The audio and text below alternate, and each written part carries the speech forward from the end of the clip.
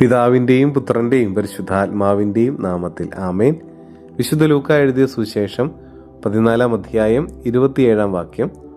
സ്വന്തം കുരിശു വഹിക്കാതെ എൻ്റെ പിന്നാലെ വരുന്നവന് എൻ്റെ ശിഷ്യനായിരിക്കുവാൻ കഴിയുകയില്ല.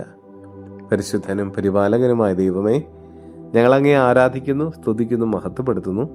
കർത്താവേ, ഇന്നത്തെ ദിവസം നീ ഞങ്ങൾക്ക് നൽകിക്കൊണ്ടിരിക്കുന്ന എല്ലാ അനുഗ്രഹങ്ങൾക്കും കൃപകൾക്കും ഞങ്ങൾ നന്ദി പറയുന്നു. കർത്താവേ, ഞങ്ങളുടെ കരങ്ങളിലേക്ക് ഞങ്ങൾ കുടുംബത്തെ സമർപ്പിക്കുന്നു, ഞങ്ങളുടെ കൂടെയുള്ളവരെ സമർപ്പിക്കുന്നു.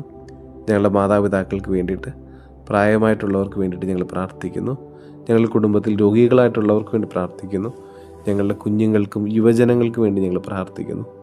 കർത്താവേ, ഞങ്ങളുടെ ജീവിതത്തിലുണ്ടാകുന്ന സഹനങ്ങളെ, പ്രതിസന്ധികളെ, പ്രശ്നങ്ങളെ, പരീക്ഷണങ്ങളെ എല്ലാം ഈശോയെ നിന്നോടുള്ള സ്നേഹത്തെ പ്രതി ഏറ്റെടുക്കാനുള്ള കൃപ തരണമേ. തമ്പുരാനെ, നീ എന്ത് ആഗ്രഹിക്കുന്നോ അതുപോലെ ജീവിക്കാനായിട്ട്, ഈശോയെ നിൻ്റെ ഇഷ്ടം എന്താണോ അതനുസരിച്ച് ഞങ്ങളുടെ ജീവിതത്തെ ക്രമപ്പെടുത്താനായിട്ട് ഞങ്ങളെ ഒന്ന് സഹായിക്കണമേ. നമ്മുടെ കർത്താവ് മിശിഹായുടെ കൃപയും പിതാവായ ദൈവത്തിൻ്റെ സ്നേഹവും പരിശുദ്ധാത്മാവിൻ്റെ സഹവാസവും പരിശുദ്ധ അമ്മയുടെ മാധ്യസ്ഥ്യവും നാം എല്ലാവരോടും കൂടെ ഉണ്ടായിരിക്കട്ടെ, ഇപ്പോഴും എപ്പോഴും എന്നേക്കും. ആമേൻ.